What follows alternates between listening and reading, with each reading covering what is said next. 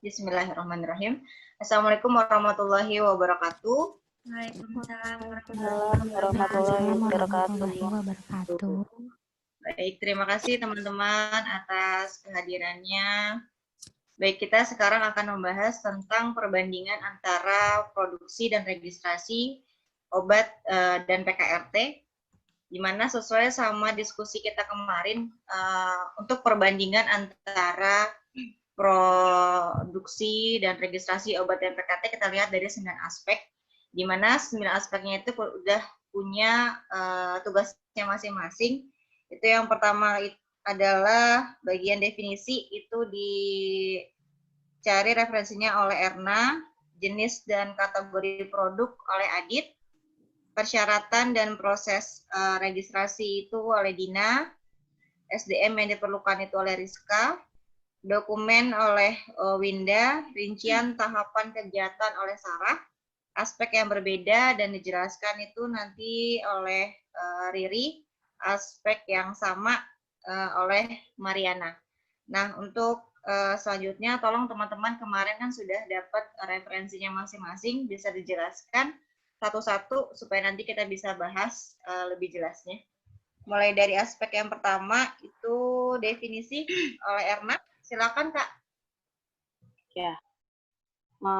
Untuk produksi, definisinya yang obat itu menurut Peraturan Menteri Kesehatan Nomor 1799 Tahun 2010 merupakan kegiatan dalam menghasilkan obat meliputi pengadaan bahan awal, bahan pengemas, produksi, pengemasan, pengawasan mutu, dan pemastian mutu sampai diperoleh obat untuk didistribusikan.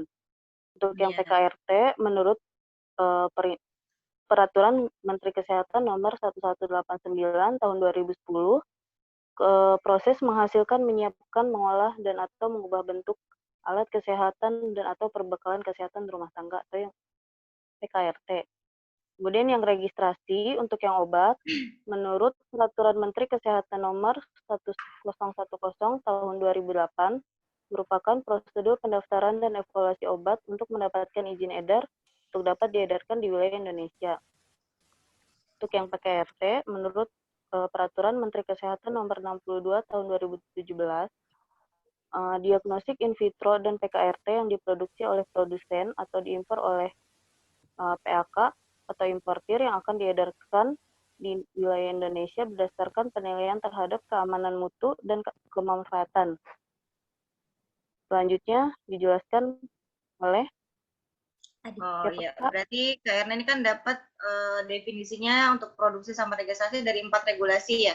Untuk yang produksi obat PMK nomor 1799 tahun 2010, yang PKRT PMK 1189 tahun 2010, registrasinya PMK 1010 tahun 2008, sama yang PKRT PMK nomor 62 2017 ya, Kak? Iya. Ya, oke, baik. Lanjutnya kita ke aspek jenis atau kategori produk oleh Adit. Oke, silakan. Yang registrasi, yang obat, menurut Perkab POM nomor 24 tahun 2017, ada registrasi baru, yaitu terdiri dari registrasi obat baru dan produk biologi termasuk produk biosimilar. Yang kedua, registrasi obat generik dan obat bermerek. Terus yang ketiga, registrasi sediaan lain yang mengandung obat dengan teknologi khusus dapat berupa transdermal pad, implan, dan bit. Kemudian terdiri dari kategori registrasi variasi major, registrasi variasi minor, registrasi variasi notifikasi, registrasi ulang masuk dalam kategori 7. Terus registrasi yang PKRT. Menurut Kemenkes RI nomor HK 0203 1769 tahun 2014, ada izin edar PKRT kelas 1 atau 30 hari kerja, izin edar PKRT kelas 2 60 hari kerja, izin edar PKRT kelas 3 90 hari kerja. Kemudian produksi obat.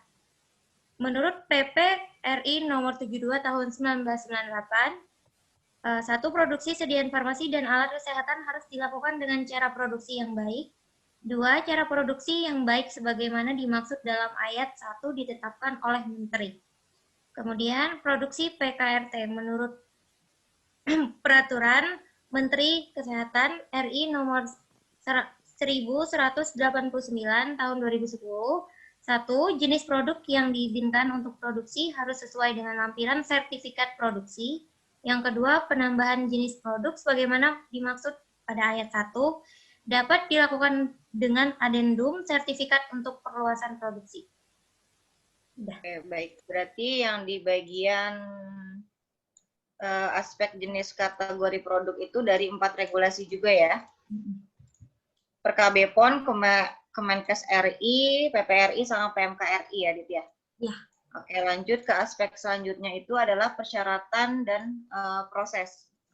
Persyaratan dan proses ini dari regulasi PON nomor 24 2017, persyaratannya obat-obat yang diedarkan di wilayah Indonesia ini wajib memiliki izin edar. Dijelaskan di pasal 6, 7, sama 25. Nah, registrasinya untuk obat ini ada 3 tahap. Terdiri dari praregistrasi, maksudnya 2 tahap. Praregistrasi sama registrasi. Terus nanti yang kedua, pemohon itu praregistrasi dan registrasi diwajibkan oleh pendaftar secara tertulis kepala badan dengan melampirkan dokumen praregistrasi dan dokumen registrasi. Nah, untuk dokumen praregistrasi dan dokumen registrasi harus menggunakan bahasa Indonesia atau bahasa Inggris.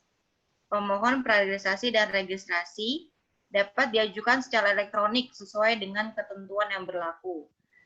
Dalam hal registrasi secara elektronik belum dapat dilaksanakan atau sistem elektronik tidak berfungsi. Registrasi dilakukan secara manual. Jadi kalau registrasinya nggak berfungsi, dilakukan secara manual. Kalau berfungsi secara elektronik. Nah, lanjut ke registrasi si PKRT ini dapat dari PMK nomor 26 tahun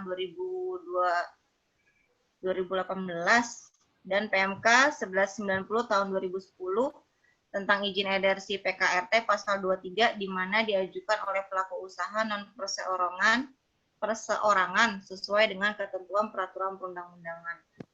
Persyaratannya itu ada sertifikat produksi PKRT yang berlaku efektif, GMP, terus pernyataan bersedia melepaskan hak sebagai pemegang izin edar apabila tidak sesuai dengan ketentuan. Persyaratan teknisnya itu terdiri atas informasi produk, material, formulasi, uraian produk, deskripsi, dan fitur produk, standar dan proses produksi. Terus persyaratan spesifikasi dan jaminan mutu terdiri atas bahan baku sama materialnya juga. Nah, di bagian produksi itu dari POM 34 tahun 2018. Bisa dilihat dari CPOB-nya kan mencakup produksi, pengawasan mutu, sama prinsip dasar CPOB-nya. Terus untuk yang PKRT dari PMK nomor 20 tahun 2017. Aspek cara pembuatan PKRT yang baik itu ada sistem jaminan manajemen mutu, terus ada proses produksinya. Di mana proses produksinya itu ada 3 tahap. Yang pertama, pengendalian produksi. Perusahaan harus merencanakan dan melaksanakan produksi dalam kondisi kendali. Terus kebersihan produk, maksudnya itu produknya itu harus bersih yang diproduksi. Identifikasi dan mampu telusur. Mampu telusur itu dia harus mampu telusur produk-produknya harus jelas. Sama pelanggan, di mana si perusahaannya itu dia harus mempunyai memelihara hubungan baik sama pelanggan. Jadi kalau nanti ada barang yang hilang, barang yang rusak, diganti sama si perusahaannya itu. Terus pengamanan produk, nah harus aman, jadi produk-produk yang beredar itu harus aman identifikasinya. Sama pengendalian alat pengujian mutu sama alat ukur. Perusahaan itu harus mampu menetapkan pemantauan dan pengukuran yang dilakukan dan alat pemantauan dibutuhkan untuk membuktikan kesesuaian produk terhadap persyaratan yang telah ditetapkan. Perusahaan harus menetapkan prosedur wajib untuk menjamin bahwa pemantauan dan pengukuran dapat dilakukan secara konsisten dengan persyaratan pemantauan dan pengukuran. Dari sini udah jelas belum yang bagian aspek ini? Apa ada tanggapan? Sudah jelas. Sudah jelas ya. Oke, baik. Sekarang lanjut ke aspek selanjutnya. Bagian SDM yang diperlukan oleh Rizka. Silakan, Riz. dari SDM itu diperlukan dari aspek registrasi obat, sumbernya dari Permenkes nomor 1010 tahun 2008, di mana SDM itu adalah Menteri, Kepala Badan, Komite Nasional Penilai Obat, Panitia Penilai Kaset Keamanan, dan Panitia Penilai Mutu, Teknologi, Penandaan, dan Kerasionalan Obat, dan pemohon. Sedangkan untuk PKRT, registrasinya dilihat dari sumber PMK nomor 62 tahun 2017, SDM-nya yaitu Pemimpinan Perusahaan, Penanggung Jawab Teknis, Direktur Jenderal, dan Kementerian Kesehatan. Sedangkan untuk yang produksi obat, SDM-nya dari sumbernya yaitu PP Perkabum nomor 43 tahun 2008 tentang CPOB, di mana SDM-nya ialah apoteker penanggung jawab produksi, apoteker penanggung jawab mutu, apoteker penanggung jawab pemastian mutu, Menteri, Kepala Badan, Komite Nasional Penilai Obat, Panitia Penilai Kaset Keamanan, dan Panitia Penilai Mutu, Teknologi, Penandaan, dan pemohon. Sedangkan untuk PKRT, produksi PKRT dilihat dari PMK nomor 1189 tahun 2010 tentang produksi alkes dan PKRT. Perusahaan yang memproduksi alat kesehatan harus memiliki penanggung jawab yang bekerja sesuai dengan produk yang dihasilkan. Penanggung jawabnya itu ada apoteker, sarjana lain sesuai yang memiliki sertifikat untuk yang kelas A dan berpendidikan minimal D3, farmasi kimia, teknik yang sesuai dengan bidangnya untuk kelas B. Sedangkan untuk yang kelas C, pendidikannya asisten apoteker atau tenaga lain yang sederajat. Ya, baik. Lanjut ya, kita ke aspek dokumen-dokumen yang diperlukan oleh Winda. Silakan Win.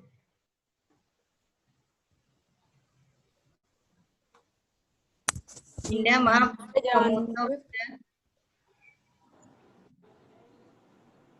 Oh ya, sorry. Selanjutnya adalah dokumen yang diperlukan dalam proses registrasi obat.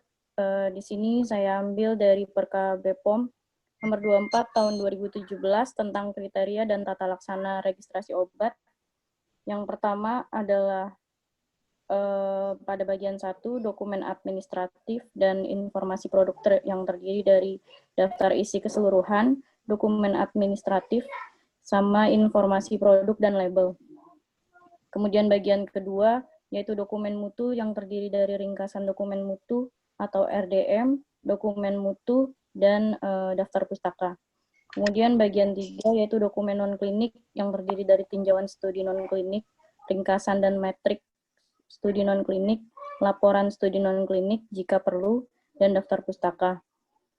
Kemudian bagian 4, yaitu dokumen klinik yang terdiri dari tinjauan studi klinik, ringkasan studi klinik, metrik studi klinik, laporan studi klinik, dan daftar pustaka. Kemudian selanjutnya adalah dokumen yang diperlukan dalam proses produksi obat, yaitu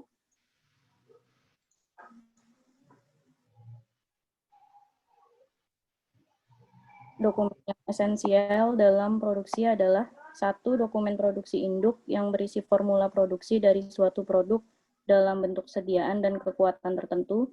Yang kedua, prosedur produksi induk, yaitu terdiri dari prosedur pengolahan induk dan prosedur pengemasan induk.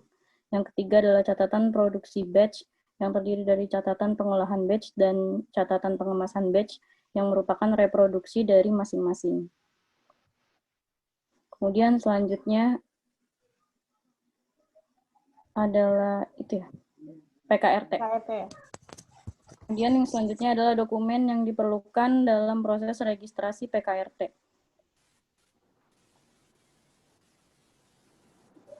Yang pertama, ada surat kuasa sebagai agen tunggal, distributor tunggal, atau distributor eksklusif. Yang kedua, CFS atau Certificate of Free of Sale dari lembaga yang berwenang. Kemudian yang ketiga, dokumen Quality Management System atau ISO 9001 atau GMP. Yang keempat, sertifikat merek jika ada. Dan yang kelima, hasil pengujian laboratorium atau Certificate of Analysis atau COA. Kemudian persyaratan izin edar PKRT yang terdiri dari persyaratan administrasi dan persyaratan teknis yang dilampirkan dalam 4 formulir, yaitu formulir AA, formulir BB, formulir CC, dan formulir DD. Kemudian yang selanjutnya adalah dokumen yang dibutuhkan untuk produksi PKRT. Yang menurut PMK nomor 20 tahun 2017, dokumen teknis terkait produk yang diproduksi, dokumen teknis PKRT yang diproduksi meliputi 1. Spesifikasi bahan baku, 2. Spesifikasi produk jadi, 3. Alur proses untuk produksi dan pengemasan, 4. Spesifikasi bahan pengemas, 5. Formula, komposisi atau komponen penyusun jika ada, 6. Desain label, penandaan produk daftar peralatan yang digunakan dalam produksi, 7. Prosedur pengambilan sampel untuk pengujian, 8. Pengujian mutu produk, 9. Cara penyimpanan bahan baku, produk ruahan, produk jadi, 10. Umur guna dan atau masa kadaluarsa jika ada.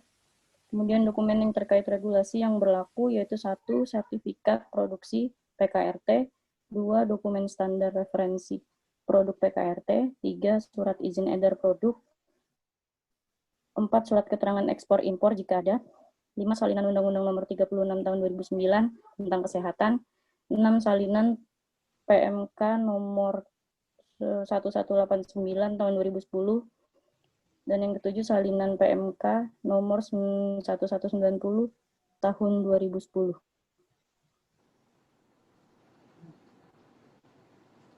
Ya, sudah ya. Sudah. Oh, berarti di sini dilihat dari dokumen aja.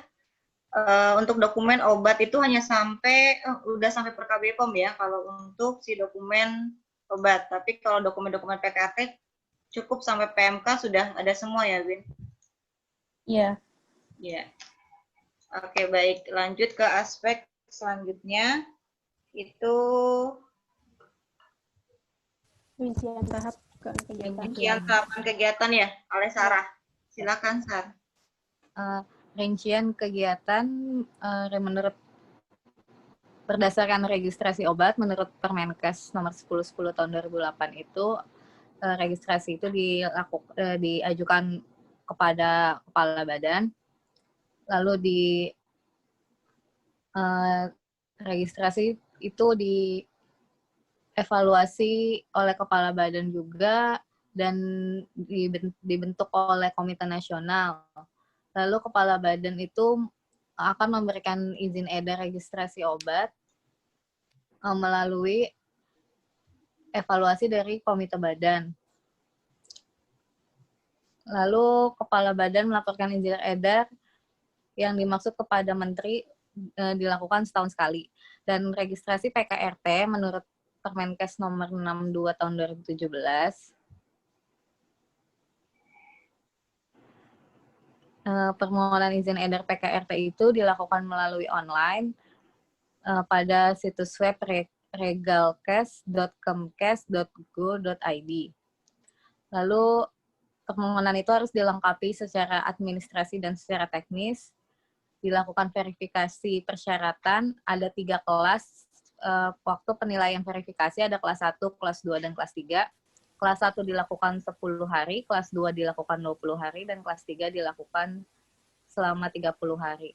Terus jangka waktu verifikasi juga dilakukan paling lama itu ada 3 kelas juga. Kelas 1 itu selama 15 hari jangka waktunya, kelas 2 itu 30 hari, dan kelas 3 itu 45 hari.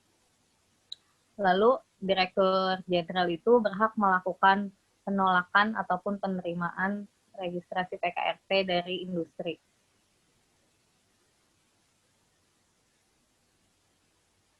Dan rincian kegiatan produksi obat menurut PKBPOM nomor 34 tahun 2018,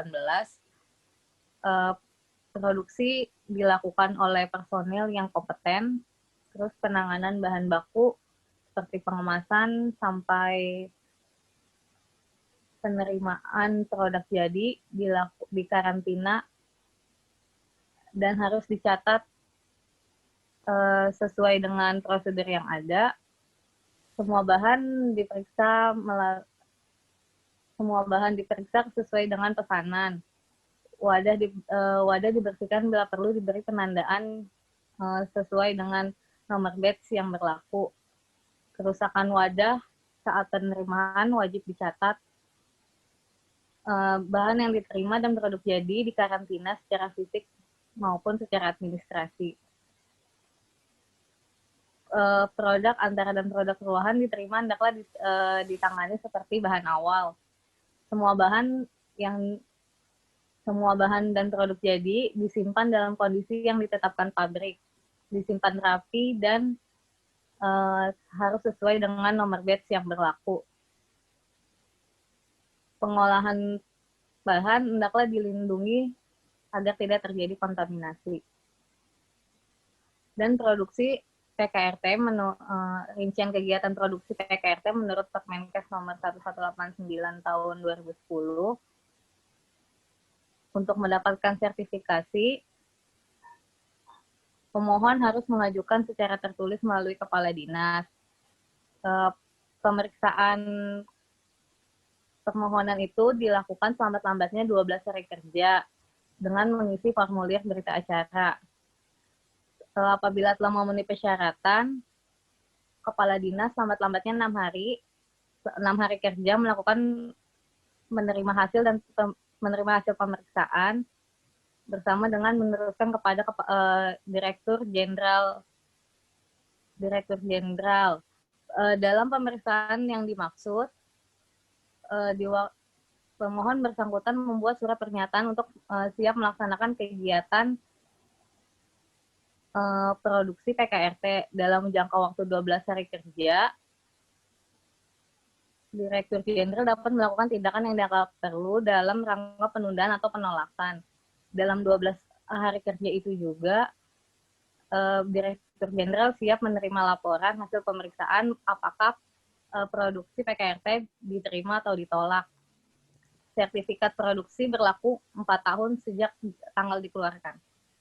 Itu merupakan rincian kegiatan produksi dan registrasi obat dan PKRT. Oke, baik. Ada yang ingin menanggapi tentang rincian kegiatannya dari yang dijelaskan sama Sarah nggak? Sudah cukup jelas semuanya? Sudah cukup jelas. Sudah jelas ya. Kita lanjut ke aspek selanjutnya. Aspek ke-8 itu adalah aspek yang berbeda antara si produksi obat PKRT, registrasi obat dan PKRT. Dijelaskan oleh Riri, boleh silakan. Ya, oke. Di sini saya akan menjelaskan beberapa aspek yang berbeda. Yang pertama itu kita lihat dari sisi registrasi obat dan PKRT. Nah, jadi di sini saya menelaah bahwa ada 4 perbedaan dari sisi registrasi obat dan PKRT. Yang pertama itu, dari peraturan registrasi obatnya. Kalau misalnya peraturan registrasi obat itu diatur oleh Badan POM. Nah, sedangkan kalau PKRT itu registrasinya dari sisi pengajuan izin edar obat. Izin edar obat itu diajukan kepada Badan POM.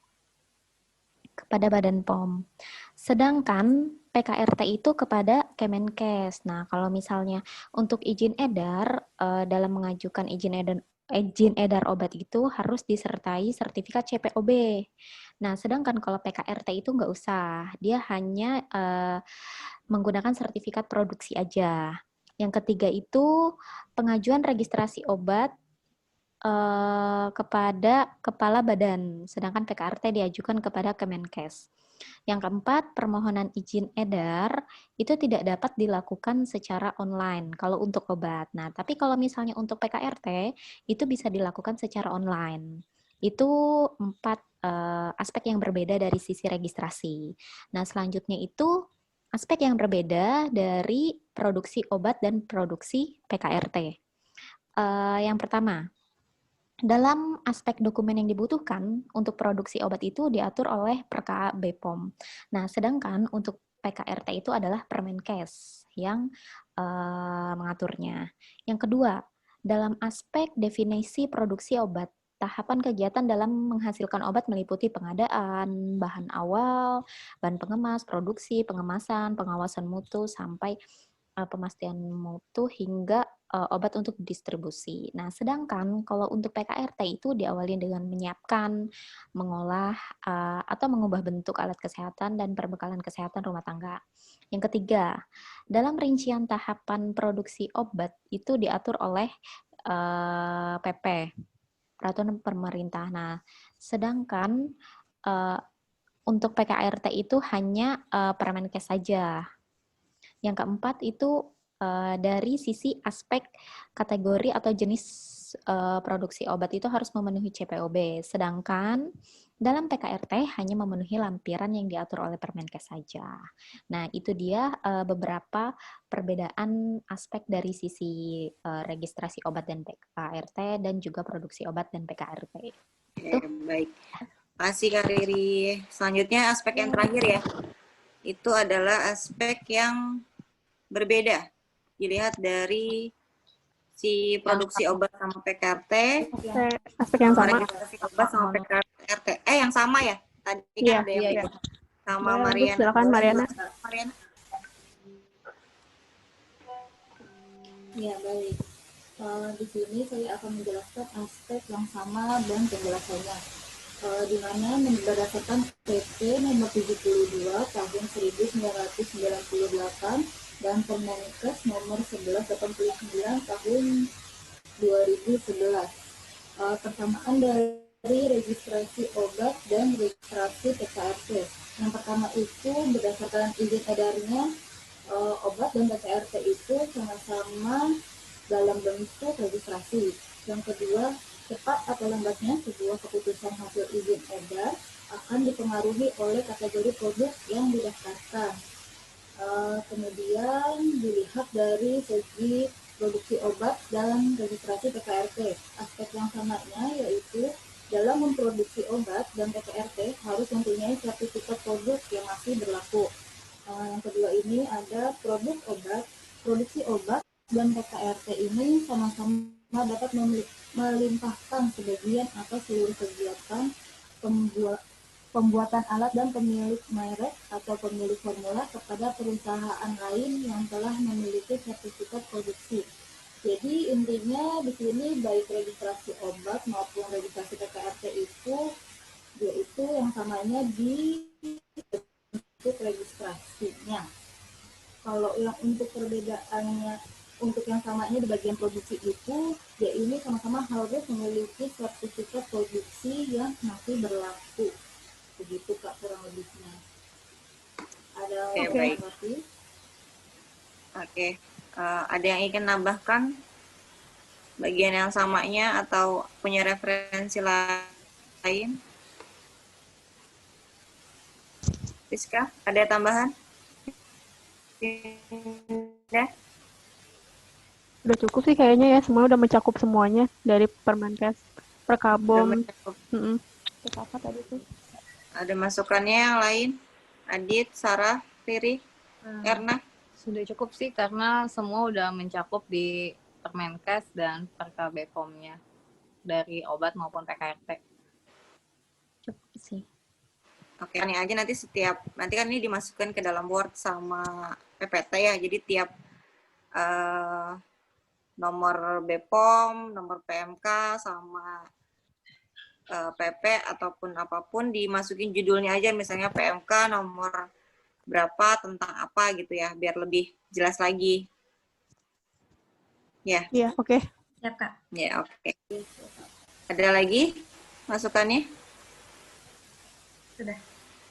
Sudah ya? cukup. Oke, berarti nanti tinggal direkap aja dalam satu Word, satu PPT. Nanti tinggal kita ulas lagi selebihnya ya. Oke, sekian. Langsung tutup aja ya. Iya. Sekian diskusi kita pada hari ini tentang produksi dan registrasi obat PKRT. Semoga kedepannya makin berjalan dengan baik dan semoga kita semua diberi kesehatan. Amin. Tutup ya. Terima kasih semuanya. Assalamualaikum warahmatullahi wabarakatuh. Waalaikumsalam warahmatullahi wabarakatuh. Warahmatullahi wabarakatuh.